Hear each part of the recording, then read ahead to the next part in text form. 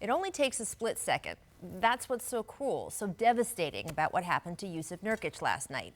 In just an instant, so much that took so long to build is gone. This season had been the best of Nurkic's career high points, career high rebounds, career high minutes, and that is gone now. The Blazers' hopes of making a real run in this postseason likely gone now too, leaving everyone involved to second guess how the slightest change here or there could have altered the course of a man's life, of a team, and a city. Let's start with the fact that on a normal night, Nurkic would not have even been on the court at that hour. The Blazers' game against the Nets should have been over by then, but a made basket here, a missed free throw there, and it went into overtime. Then it went into double overtime, which is when, in the 55th minute of the game, Nurk jumped for a rebound. What if he had just jumped an inch to the left or an inch to the right? Maybe then this wouldn't have happened. And no, we're not going to show you the replay, but the Nets players' reaction there, watch this.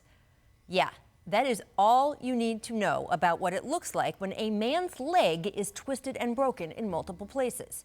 Damian Lillard was also on the court at the time. Here's how he described it. As I was walking over there, I saw everybody else turn around real quick and walk away, and then I looked and I saw his leg, and just hate to see that happen to him. I was playing in the game in Vegas when the same similar thing happened to Paul George, and that's exactly what it looked like to me when I saw it, and I was just like, you know, it's unfortunate. I never want to see that to anybody, let alone your friend, teammate. The other day after practice, Nurk just came to my house to see my son. You know what I'm saying? Just like no reason at all. You at home. He want to come by and just see the baby. So I mean, I think that says what our relationship is.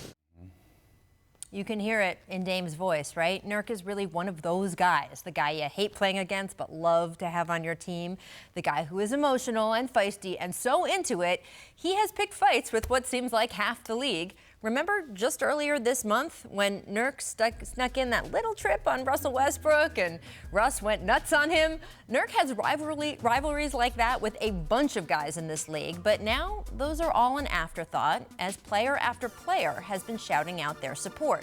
Victor Oladipo, himself in the middle of a punishing recovery from a gruesome injury, tweeted, "Prayers up for Nurkic. You will be back stronger than ever." Boogie Cousins, who missed nearly a year himself, also sending his prayers. And here's Danilo Gallinari. Never, never give up, my man, Jusuf Nurkic. I know it's hard, but you'll come back to play. I'll wait for you. There was also, of course, an outpouring from Blazers fans who've sadly seen this movie before, from Bill Walton to Sam Bowie to Greg Oden.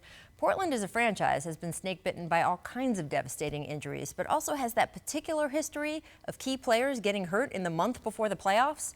Brandon Roy tearing up his knee in 2010. Wesley Matthews rupturing his Achilles in 2015. And Nurkic himself breaking his right leg just before the playoffs a couple years ago. Now it's the other leg, compound fractures to his tibia and fibula, and the impact of this injury is likely to be just as devastating to the Blazers postseason as all the other ones.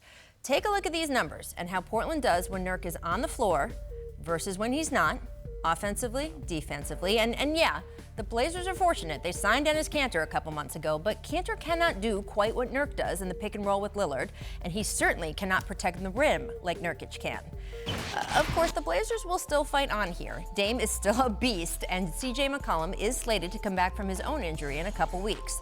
And Nurkic will fight on too. With luck, this won't be career-ending, but he will basically have to start from scratch, rebuilding first his leg and then his game. Everything that was ripped away from him in just one instant, thanks to 1 inch here or there going just wrong. So, Stephen, take me into the locker room after a teammate suffers a tragic injury like that. What is the first step to moving forward? Well, that night after the game, there's nothing to say. Everybody goes home, everybody sleeps on it, everybody come back the next day and try to come back on a positive note. At the end of the day, we still in the playoffs. We still have a job to do. Like you said, they still have CJ McCullough. They still have CJ McCullough and also Damian Lillard, so that's a plus. But you have guys like Leonard that have to take up some slack on defense. Kanter's gonna have to score some of them points. But what's dangerous for the whole league, this gives the room for Damian Lillard and McCullough to go for 40 apiece. Okay, so this is gonna be scary. And in the playoffs, these two guys play together and they really can win some games. So I would worry about this the rest of the NBA because these makes these two guys way more dangerous. If you just watch those two highlights right there, it was plays where Nurkic had set the screen for Damian Lillard. Yep. It's not just his statistics that they lose. He's just a road grader screen setter. His pick and roll with Lillard, and McCollum too, but his pick and roll with Lillard is a bread and butter play in the league. Those two, that pair on the pick and roll is the second most in the league. It's what their whole offense. It's what their whole offense is. The thing about this is, I will say, I mean, I was there the night Paul George got hurt. I was unfortunately also there the night Gordon Hayward got hurt. Nurkic, I'm very relieved, got his contract last summer. Yes. And, Paul George had his max contract, and Gordon Hayward had just gotten his max contract. So the first thing that I think about is that you don't want this to dramatically impact their earning capability. So I'm relieved that he's been taken care of on that end. Of course, that doesn't mean anything for Blazers fans. It's not their money. Right. They want to see him in the playoffs. But that's one thing I take some solace in, is that he did get paid, and so it won't impact his earnings. It's just tough. We had Damian Lillard on this show just a few days ago, and they were thinking at least conference finals. I mean, that's really where their head was at with this team. It is going to be hard to see them. They are right now, have home court. They actually clinched, ironically, a playoff berth last night, and they're sitting in fourth. But it is going to be a tough road ahead. C.J. McCollum out at least the next 4 games, so that's going to be tough for them. Yeah, they go on a road trip now, which is going to be difficult as they learn to play without him. It's a bad break. Well, you mentioned Gordon Hayward, too, which is that, yes, he came back after a year, but, Stephen, he hasn't looked like himself. Yeah, you see flashes during the season of the old Gordon Hayward, but he's not the same guy we normally know. So it could take a while. This is going to impact, of course, Nurk and his life, and it will impact this Blazers team for not just this season, but maybe for the next season and a half or even longer. It's really, really tough to see by a guy who clearly cares so much about the game.